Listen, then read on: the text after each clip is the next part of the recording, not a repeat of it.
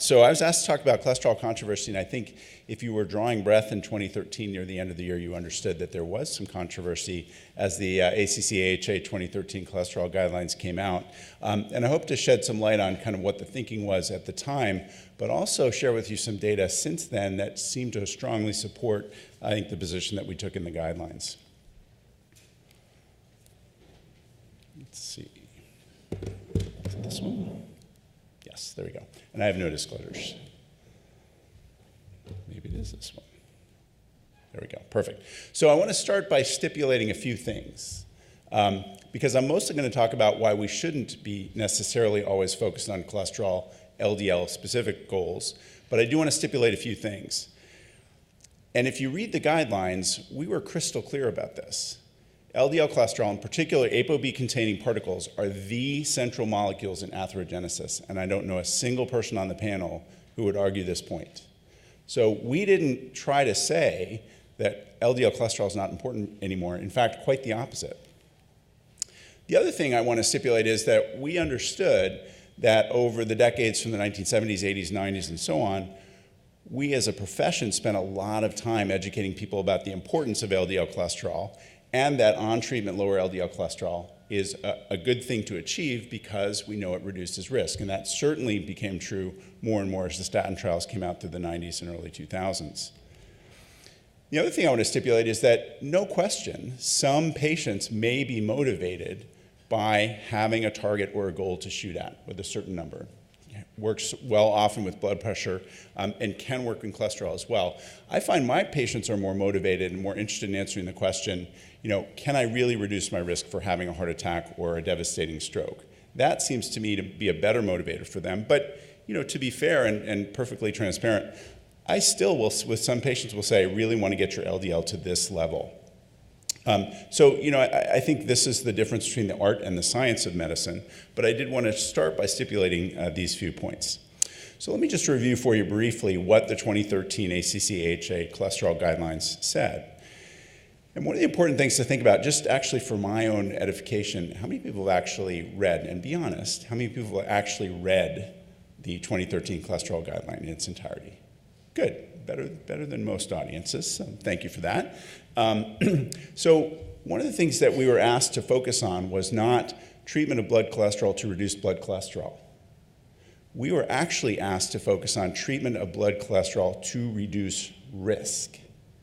And you get a different answer depending on which question you're trying to answer. So that's really, I think, in large part why we came up with a different approach than prior guidelines had done.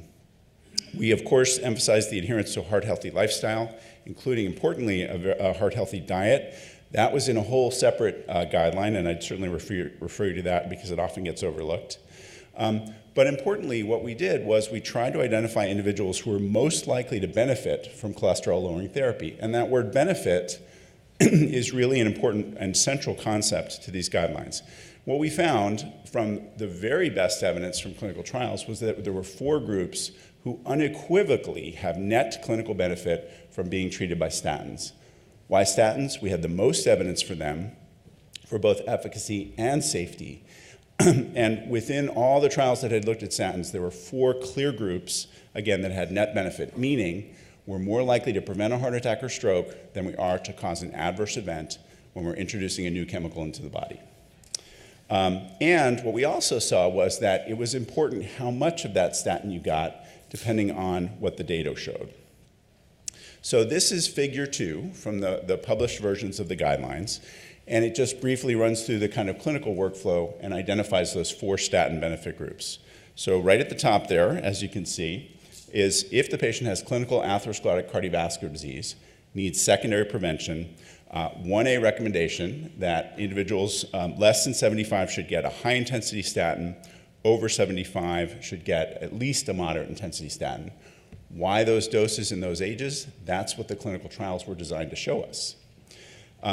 If they're not in a secondary prevention situation, then moving down to primary prevention with an LDL over 190, not due to other causes like hypothyroidism or nephrotic syndrome.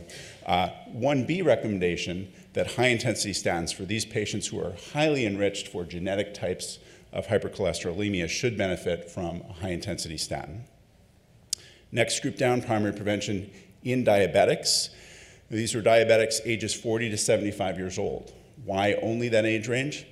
That's where the data are. Either subgroup analyses of large trials, or some trials actually focused on diabetics alone with statin therapy. And what you can see is strong evidence for at least moderate intensity statin therapy, but the trials with the higher risk diabetics, which used higher intensity statins, seem to show even better benefit, and that's why you see the recommendation also for higher risk diabetics getting high intensity statin. And then falling down the diagram to the next section, primary prevention, not with diabetes or very high LDL, but with a predicted risk level that was high, and we're going to review why we thought this way. 3 primary prevention statin trials that showed that the higher risk patients were the ones who would have the net benefit. And very important here, notice that, let's see if this will work. Notice what doesn't happen. So you calculate the risk, you get a 10-year risk estimate over 7.5%. That threshold, by the way, again, came from the clinical trials, wasn't made up. So if you get that risk estimate, it doesn't say mail the patient a prescription for a statin. It says have a conversation. This is primary prevention, so there are a lot of other things that need to kind of go into the calculus here. But if they're in a net benefit group, think about things like how much benefit would they get from being on a statin, right? People at 7.6% aren't going to get as much benefit as people at, let's say, 15% 10-year risk. Are there other things or other pieces of data you can bring to bear in this equation? Things like, do they have a strong family history? Do you happen to know that they have an abnormal CAC score? Things like that. Have you maximized your management of their other risk factors? And very importantly, what does the patient think? What's their worldview about primary prevention? Are they willing to take a pill every single day, which is our therapy for the moment at least, in order to prevent something that might happen or might not happen? And we all know that we have very different types of patients, right? Some patients who want to do absolutely everything they can do. Some patients who, if they're at reasonable enough risk and they can see some benefit, they're happy to do it. And some patients who would never do this in a million years. So, why jeopardize adherence to other things that you want them to do with something that they're never going to take? So I think part of this conversation, this shared decision-making, is a very important feature of the guidelines that often gets overlooked. So we've talked a little bit about the intensity of statin. This table just showed from the trials, again, what we consider high-intensity statin, where you'd expect at least a 50% reduction in their LDL cholesterol. Moderate intensity statins, where you'd expect usually about a 30 to 49% reduction in their LDL cholesterol. And then the lowest intensity statins on the far side there, which really don't give you much LDL reduction, and likewise don't tend to give you as much benefit as well. Okay, so now I'm going to walk you through a couple thoughts. I'm going to give you 10 good reasons why LDL goals really shouldn't be part of our guidelines or our worldview, at least at present. So, number 1, again, we're trying to reduce risk, right? Not LDL per se. So, baseline LDL level, as I'm going to show you over and over again, has little, if anything, to do with your response to therapy in terms of relative risk reduction. Risk, again, is what matters. So, let's go to the big elephant in the room when it comes to evidence about cholesterol reduction. This is the the cholesterol treatment trialists, their first paper from 2005 in the Lancet, comparing statin trials with statin intervention versus placebo. And what you see here, and I don't expect you to read those words, but this is the subgroup analysis, and what you can see clearly is every single subgroup that they've looked at has the same relative risk reduction. The same relative risk reduction, important word, but every single one of those lines up on the line, right? So let's blow that up a little bit. If you're secondary prevention or primary prevention, same relative risk reduction benefit. If you're over or under 65, if you're a man or a woman, same relative risk reduction benefit. And importantly, doesn't matter what your baseline cholesterol levels are, total, HDL, LDL, everybody gets the same relative risk reduction from being put on a statin compared with a placebo. Again, I'm going to emphasize this is relative risk reduction. Okay, so 5 years later, next paper, now they're comparing statin versus placebo or higher dose statin versus lower dose statin. Same kind of findings, and again, reinforcing the fact that, sorry, I skipped by that, but reinforcing the fact that, in fact, that baseline cholesterol level has nothing to do with the relative risk reduction benefit. Being put on a statin versus placebo, or more statin versus less statin, that's what gives you the relative risk reduction benefit. And finally, in 2012, this was a little bit before the guidelines came out, we had finished our work, but this was kind of nice confirmatory evidence. What they did was they stratified people based on their predicted risk at entry into the trial and looked at what benefit was accrued to them from getting a statin versus placebo. And again, what you can see is that basically the same relative risk reduction regardless of your predicted baseline risk. So what matters here is that predicted baseline risk, because if you were at a low predicted risk, let's say 6%, and we're going to give you a 30% relative risk reduction with a statin, you'll go to 4.2%. If your baseline risk is 20%, and we're going to give you a 30% relative risk reduction with a statin, it'll go to 1.4%, right? So it matters what that baseline absolute risk is in terms of how much benefit your patient is likely to see. And that has implications for the number needed to treat and all sorts of other things. So the graph basically shows that if we treat 1,000 patients for 5 years, we will prevent far more events in the higher risk people than in the lower risk people. And that's why risk is so important.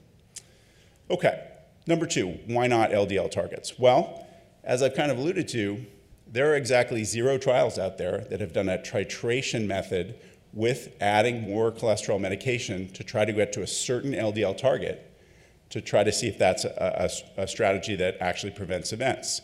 So it is true to say that patients get put on a fixed dose statin and they get to a certain level of LDL, but where they get to depends on where they start and how much statin they get. And that's it, right? So that achieved LDL level is kind of a fallacy because it's completely a function of where they started and how much statin that they get. Okay, so if we're going to put an LDL target out there, then surely everyone must agree what that should be. You know, we just heard a wonderful discussion of blood pressure targets, and everybody doesn't agree about blood pressure targets, but I'm sure that everybody agrees about what the appropriate LDL target is, right? So let's look across the world. Well, okay, so ATP3 said 100, Canada says 80, Europe says 70, some people after the IMPROVE-IT trial say it's now 55. The reason that there's no agreement here is nobody knows, right? Maybe it's 25. Nobody knows because we don't have the science to tell us this target is better than that target. And it actually can cause some problems, right? And the other question, I guess, is if there is such a target out there, a magic absolute threshold of LDL below which we want to drive everybody, why do we give different numbers in these guidelines for primary versus secondary prevention? That makes no sense to me. If we're going to treat people, we should treat them, right? If there is a magical biological number below which your LDL should orbit, let's get everybody there, right? That just seems to make more sense to me. So next, we really, as of 2013, and I would argue probably even today in 2016, we don't really know what the extra bang for our buck is from piling more medications on to drive that LDL lower, right? We know we can drive the LDL lower by piling more medications on, but how much extra risk reduction do we get, and at what price? And the price is clearly related to adverse effects, right? So in 2013, there were no trials, 0, that had shown that adding another medication on top of a statin would give you lower event rates, but we knew that it would give you higher adverse event rates. So we couldn't say, yep, just shoot for a target, doesn't matter, just pop more medication on there until you get to this certain LDL level, without saying also, by the way, you're going to cause more adverse events, and we have no idea if you're going to prevent more heart attacks and strokes, because there's just no evidence that that works. So this was a problem for us, and then since 2013, there have been some very interesting data that have come out, right? So this is the HPS2 Thrive trial, an extended release niacin preparation with 40 milligrams of simvastatin versus just 40 milligrams of simvastatin alone in a secondary prevention population. So they're adding niacin on top of Simva, a moderate dose. LDL goes down 10 points in people on the dual therapy. and there's no difference in event rates. LDL went down, and there was no difference in event rates. And very concerningly, there's a huge difference in adverse event rates with this extended release niacin preparation. More GI events, more bleeding, more infections, much worse onset of diabetes, and more hospitalizations among the diabetics, and a borderline significant increase in total mortality just from getting the niacin preparation. For every 200 patients that were treated with the niacin preparation in this trial, 1 died. This is a randomized trial, so the only thing that's really differing is that they're getting this niacin preparation. That, for me, is kind of a deal breaker. And oh, by the way, there's also more atrial fibrillation and a lot of other things, not to mention the skin flushing that people have problems with. So, okay, so adding something here, getting lower LDL, didn't really work in HBS2 Thrive. What about improve it? So this, as you know, this trial came out in late 2014, published in 2015. Again, simvastatin 40 versus simvastatin 40 plus ezetimibe 10 milligrams daily therapy, right? 7 years of follow-up, that's a whole nother story. They got a nice reduction with the addition of ezetimibe, so you can see a median of 69 versus a median of 54 milligrams per deciliter in the LDL. So a 15-point difference in the LDL in a high-risk acute coronary syndrome population followed for 7 years on average. What they found was, yes, a statistically significant difference in their very large composite event. But was it important? It went from 34.7% to 32.7%.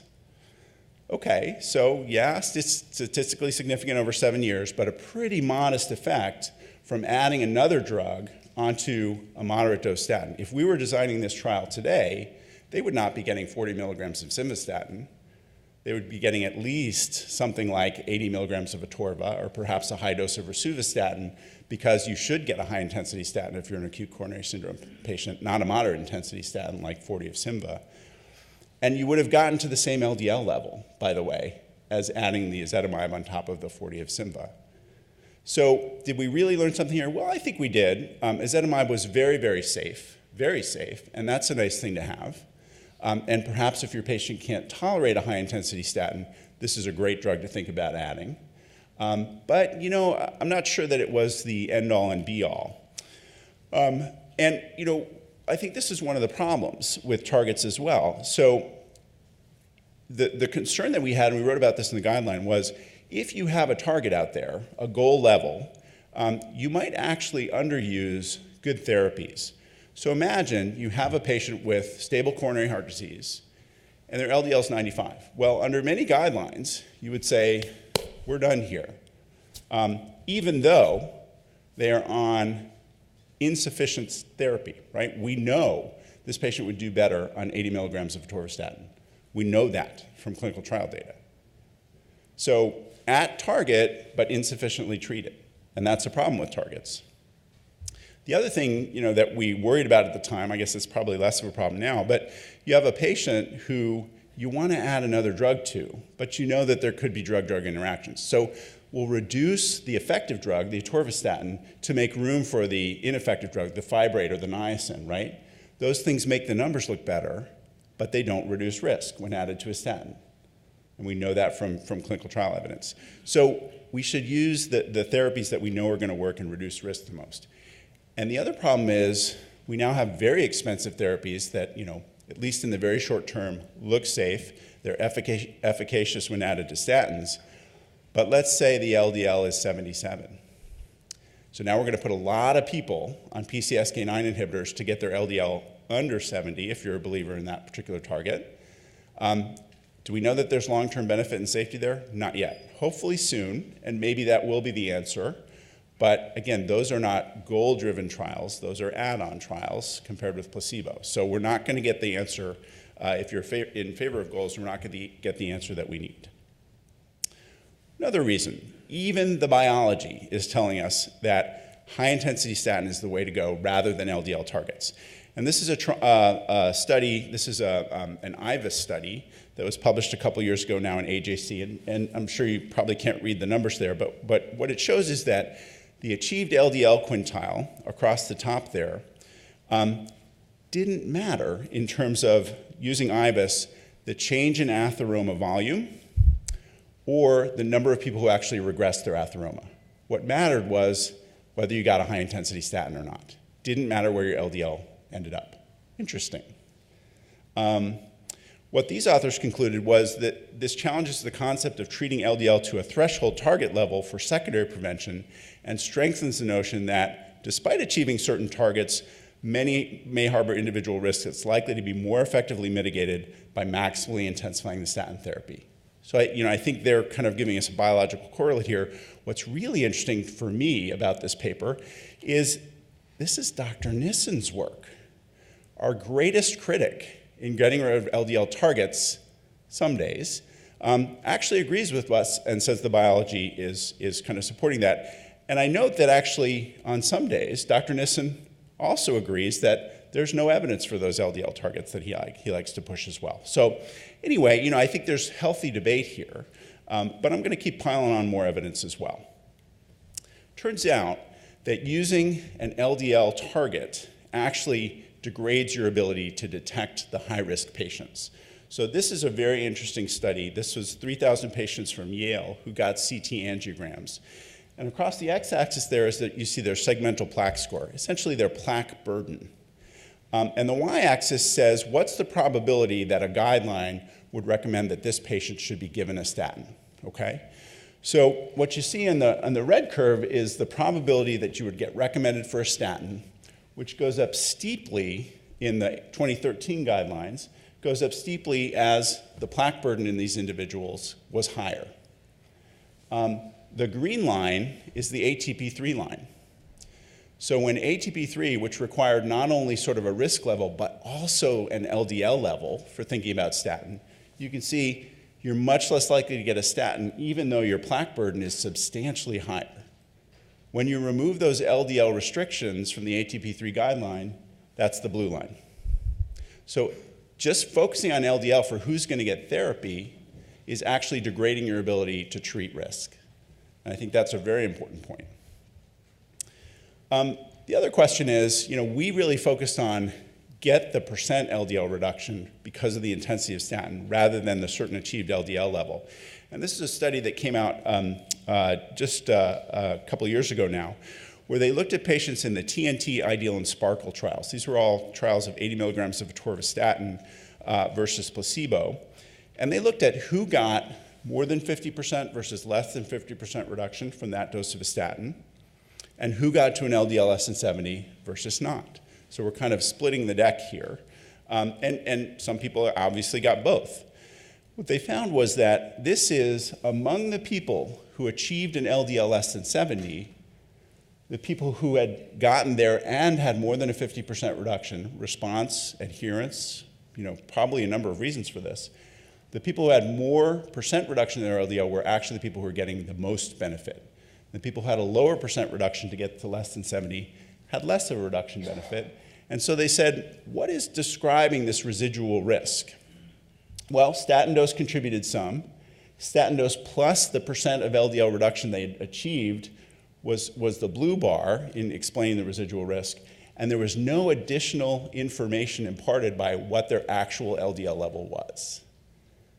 So residual risk is a function of have you removed large amounts of LDL from the system, not necessarily where you end up. Okay, this is a really important point that doesn't get enough attention. How are we measuring LDL cholesterol? Most of us get a lab value on a fasting lab, and it's a Friedwald calculated LDL cholesterol, right? Not everybody. Some people do direct LDL measurements, although it does cost a little bit more. But really important to know what you're getting when you get a Friedwald calculated LDL. You're getting a lot of variability. So this shows you on the x-axis is the direct LDL, on the y-axis is the Friedwald LDL, very highly correlated. But correlation does not give you precision, right? There's a 30-point difference for any given patient around that highly correlated value. So you're going to tell me you can tell the difference between a 75 and a 67 on your Friedwald calculated LDL? You can't. That's just viability of the assay. So it's really important. And this paper from Seth Martin shows that the lower the LDL, the greater the difference between the calculated and the direct LDL. So you really don't know. You really don't know what the LDL is if you're using a Friedewald equation, especially as it goes much below 100. So that, that artificial security of an LDL less than 70, it might still be 100 or it might be 40. You really don't know. The more times you measure it, probably the more confidence you will have that you're zoning in on their true level, but it's really important. So last point, if you don't believe me, that's fine, but let's see what other independent guideline bodies have said since November of 2013. So very quickly, the National Lipid Association, the Clinical Endocrinologists, and the American Diabetes Association said, this is crazy, we're sticking with LDL targets and goals, forget what ACC/AHA said. Good discussion to have. But actually what's happened since then is the Joint British Societies, along with their National Institute for Clinical Excellence, came out in 2014. They had done their own independent evidence review, their own independent guideline, and they said exactly what we said. Exactly. KDIGO, the kidney group, came out, again, go for statin intensity, not targets. And magically, when the American Diabetes Association spent the time to, look at the data, they actually flipped their position a year later and said, yep, that's right, we think intensity is important. The VA, doing their own independent evidence review, also has abandoned LDL targets, and now the USPSTF has come out saying the same thing. Intensity of statin is the most important thing we can do, and everybody acknowledges there will be high-risk patients where you may want to push further, but you have to admit to yourself you're in a data-free zone, in large part, and that you might be getting some adverse events in addition to a lower LDL. And that except for perhaps ezetimibe added to a moderate intensity statin, and maybe PCSK9 inhibitors if they're safe in the long run, we don't really know what additional benefit we're going to get when we add something to our maximally tolerated dose of a statin. Okay, so just to summarize, absolutely, achieving a lower LDL cholesterol is better, but I think it really matters how you get there and in whom. Choose the right patients to do it. And focusing on absolute risk and the proven safe, effective therapies is a far better approach than just throwing medications to achieve, an arbitrary threshold. So I will stop there. I think we got time for a couple minutes of questions, and thanks so much for your attention.